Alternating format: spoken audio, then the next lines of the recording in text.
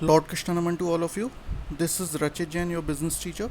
Today we shall be discussing Hindu undivided family in the forms of business organizations. Okay, so when we talk about Hindu undivided family or Hindu joint Hindu family, we can say it needs an ancestral property and there should be at least two male members in the family. Okay तो इसका मतलब क्या है? तो Hindu undivided family का मतलब ये होता है कि यहाँ पे हिंदू अनडिवाइडेड फैमिली के द्वारा एक बिज़नेस को जॉइंटली कैरी आउट किया जाता है. मींस जो एक फैमिली है हिंदू अनडिवाइडेड फैमिली, उसके कुछ लोग मिलकर, उसके स्पेशली पहले तक ये था 2004 से पहले तक कि सिर्फ मेल मेंबर्स मिलकर एक बिज़नेस को कैरी आउट करते थे. ठीक है, तो अब इसके लिए बात करते हैं कि इसके लिए कौन सा एक्ट होता है. ठीक है, तो इसके लिए जो एक्ट होता है वो है हिंदू सक्सेशन एक्ट. इस पर कोई कंपनी लॉ लागू नहीं होता, कोई और चीज़ लागू नहीं होती. इसके लिए हिंदू सक्सेशन एक्ट होता है. ठीक है, अब इसकी दो रिक्वायरमेंट होती हैं, मेनली दो कंडीशंस होती हैं. Minimum 2 male members must be there in the family, यानी कि 2 मेल मेंबर्स होने चाहिए फैमिली में, और कोई ना कोई एंसेस्ट्रल प्रॉपर्टी यानी कि पूर्वजों के द्वारा छोड़ी हुई कोई ना कोई प्रॉपर्टी होनी चाहिए. ठीक है, तो ये इसके लिए दो चीज़ें बहुत ज़रूरी हैं. उसके बाद बात करते हैं इसके फीचर्स की, कि फ़ीचर्स क्या होते हैं हिंदू अनडिवाइडेड फैमिली के. ठीक है,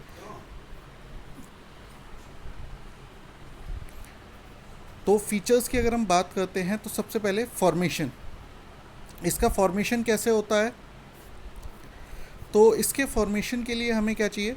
इसके फॉर्मेशन के लिए कम से कम 2 मेल मेंबर्स होने चाहिए. ठीक है, और एंसेस्ट्रल प्रॉपर्टी इन्वॉल्व होनी चाहिए. ठीक है, और इसके लिए कोई भी बिजनेस एग्रीमेंट नहीं चाहिए होता. और ये किसके द्वारा गवर्न की जाती है? हिंदू सक्सेशन एक्ट 1956 के द्वारा. लाइबिलिटी की बात करते हैं, मतलब लाइबिलिटी से मतलब ये होता है कि दायित्व. अगर किसी केस में मान लीजिए कोई हमने लोन लिया है हिंदू अनडिवाइडेड फैमिली के बिजनेस पे, और अगर वो हम फेल करते हैं यानी कि वो हम पे नहीं कर पाते, तो हमारी लाइबिलिटी कितनी होगी? तो इसमें क्या होता है, हिंदू अनडिवाइडेड फैमिली में एक कर्ता होता है जो कि eldest member of the family होता है. ठीक है, जो एल्डेस्ट मेंबर उसका हिस्सा है वो क्या है? उसका कर्ता बोला जाता है. तो कर्ता की लाइबिलिटी होती है अनलिमिटेड, मतलब कर्ता के नाम पे जो पर्सनल प्रॉपर्टी है वो भी अटैच की जा सकती है या वो भी ली जा सकती है आपकी. लेकिन जो दूसरा मेंबर है उसकी लाइबिलिटी वहीं तक होती है जितना उसने बिजनेस में इन्वेस्ट किया है. ठीक है, अब बात करते हैं कंट्रोल की.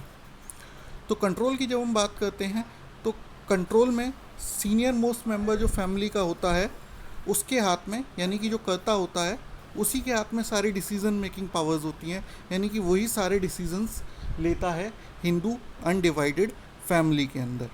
ठीक है, वो चाहे मतलब जिसको इंक्लूड करना चाहे वो करे, जिसको ना करना चाहे ना करे फैमिली में से. ठीक है, अब हम बात करते हैं लास्ट पॉइंट जो कि है माइनर मेंबर.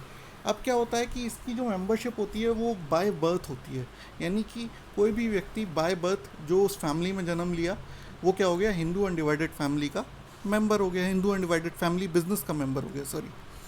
ठीक है, अब एक बात करते हैं कि 2004 में क्या हुआ. 2004 में, दिसंबर 2004 में एक बिल पास हुआ पार्लियामेंट में जिसमें हिंदू सक्सेशन एक्ट में कुछ अमेंडमेंट किए गए. ठीक है, तो इन अमेंडमेंट्स के द्वारा हमने क्या किया कि डिस्क्रिमिनेशन जो होता था विमेंस के साथ उसको रिमूव किया. ठीक है, सेक्शन 6 में हमने क्या किया कि उसमें ये डाला है हिंदू सक्सेशन एक्ट के सेक्शन 6 में. ठीक है, उसमें क्या किया कि उसमें इक्वल राइट्स दिए गए डॉटर्स एंड सन्स को.